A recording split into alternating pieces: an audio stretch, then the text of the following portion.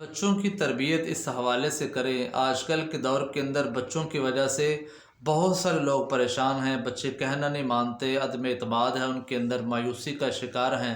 تو ہمارے بہت سارے طنزیہ جملے جو ہیں یہ بچوں کے دلوں کے اندر بیٹھ جاتے ہیں، جس وجہ سے بچے بہت زیادہ پریشان رہتے ہیں، اپسیٹ ہو جاتے ہیں، آپ کی بات نہیں مانتے، آپ کے اعتماد کے اوپر پورا نہیں اترتے۔ تو آپ نے بچوں کو نیگیٹو طریقے سے طنز نہیں کرنی، آپ نے ان کو ہر طرح سے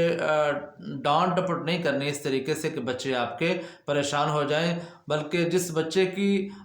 سب سے زیادہ حوصلہ افزائی کی جاتی ہے وہ بچہ میں اعتماد پیدا ہو جاتا ہے، وہ پر اعتماد رہتا ہے۔ آپ ہر وقت بچے کی حوصلہ افزائی کریں گے تو وہ انشاءاللہ پر اعتماد رہے گا۔ جس بچے کا ہر وقت مذاق اڑایا جاتا ہے، بات بات پہ طنز کی جاتی ہے تو بچہ بزدل ہو جاتا ہے۔ اور چھوٹا سا کوئی کام کیا تو آپ نے اس کا مذاق اڑا دیا، اسے کرنا نہیں آتا، یہ نہیں کر سکتا، اس سے ہوگا ہی نہیں، اس کی سمجھداری نہیں ہے، یہ اسے سمجھ ہی نہیں ہے اس بات کی، تو پھر بچہ بزدل ہو جاتا ہے، وہ کام سے پیچھے ہٹ جائے گا، ہاتھ نہیں لگائے گا، کہے گا میں نے نہیں کرنا۔ تو اس کی وجہ ہے کہ آپ نے اسے بزدل بنا دیا ہے۔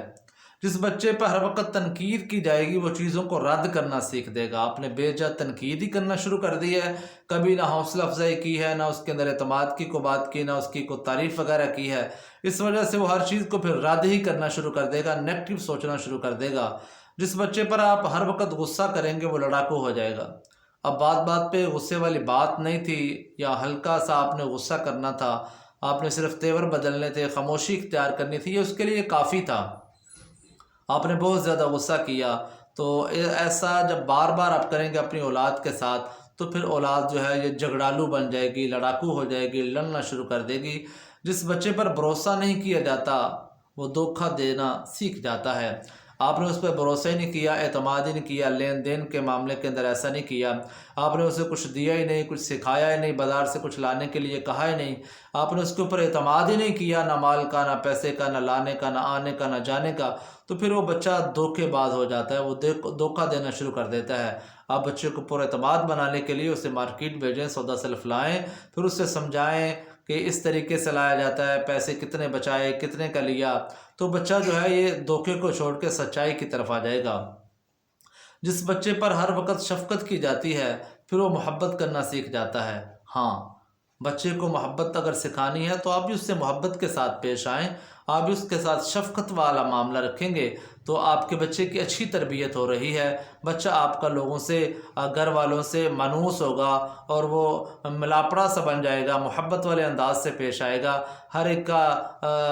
پاس بیٹھے گا، بات کرے گا، سنے گا، سنائے گا۔ تو یہ ساری باتیں تربیت اس حوالے سے بچوں کی ہوتی ہے، نہ کہ ڈانٹ ڈپٹ کرنا، لڑاکو بنانا، اسے دھوکہ دینے والا بنا دینا اور اس کا اعتماد چھین لینا، اسے بزدل بنا دینا، یہ طریقہ نہیں ہے۔ جس بچے کو سچ بولنا سکھایا جاتا ہے پھر وہ انصاف کرنا سیکھ جاتا ہے۔ اب اسے اگر سچی بات